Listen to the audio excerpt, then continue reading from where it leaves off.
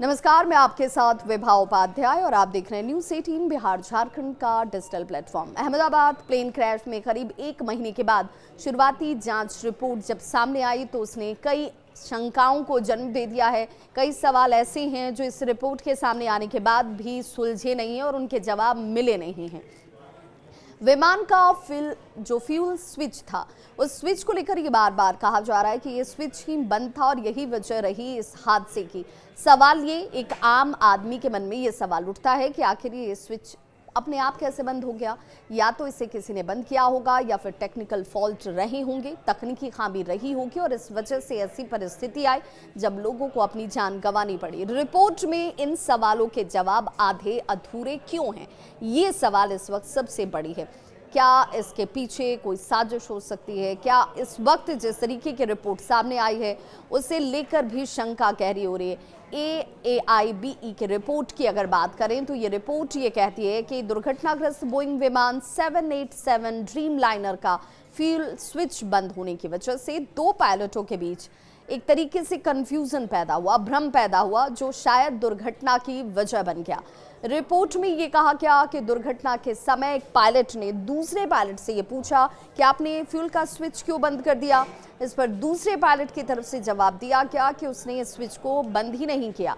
संभवतः पायलटों ने फ्यूल स्विच को फिर से चालू भी किया होगा, लेकिन तब तक बहुत देर हो चुकी थी। AAIB की रिपोर्ट ये दावा करती है कि फ्यूल स्विच बंद होने की स्थिति में विमान के दोनों ही इंजन में फ्यूल का जो प्रवाह होता है वो बंद हो गया और दुर्घटना की एक बड़ी वजह ये हो सकती है। वहीं बोइंग के इस मामले में सफाई सामने आती है और अमेरिका की सरकारी एजेंसी है फेडरल एविएशन एडमिनिस्ट्रेशन, जिसे FAA और बोइंग ने नोटिफिकेशन जारी करते हुए कहा कि बोइंग प्लेन ने फ्यूल स्विच लॉक बिल्कुल सेफ है। हालांकि सोशल मीडिया पर लोग ये सवाल जरूर पूछ रहे हैं कि क्या ये अमेरिकी सरकार की साजिश है जो बोइंग को बचा रही है। FAA ने यह भी कहा कि फ्यूल कंट्रोल स्विच का डिजाइन, लॉकिंग फीचर्स बोइंग के अलग अलग विमानों में एक जैसे ही होते हैं, फिर भी हम इस खतरे की स्थिति को मानते नहीं हैं जिसके लिए किसी भी बोइंग विमान मॉडल पर एयर वर्थनेस डायरेक्टिव देने की जरूरत पड़े। FAA और बोइंग की ये नोटिफिकेशन 11 जुलाई को अहमदाबाद लंदन प्लेन क्रैश की प्रारंभिक रिपोर्ट के बाद सामने आई, जिसमें engine fuel cut off switch पर सवाल खड़े किए गए।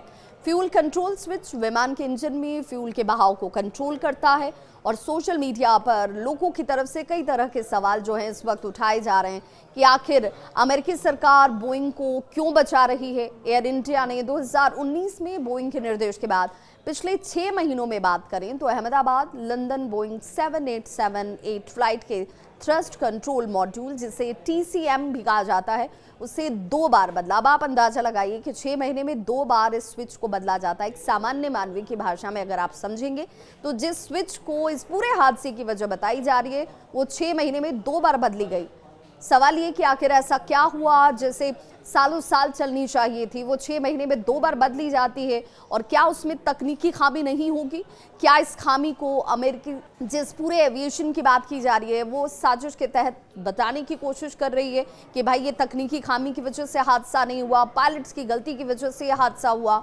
ये सवाल आम लोगों के जहन में इस वक्त उठ रहे हैं। Aircraft accident investigation bureau AAIB ने 12 जुलाई को यह भी कहा कि अहमदाबाद लंदन प्लेन में TCM को 2019 और 2023 में बदला गया था। TCM में फ्यूल कंट्रोल स्विच होता है जो प्लेन क्रैश हादसे की जांच का इस वक्त केंद्र बना हुआ है, क्योंकि 12 जून को अहमदाबाद लंदन फ्लाइट में यही स्विच टेक ऑफ के ठीक तुरंत बाद बंद हो गया था।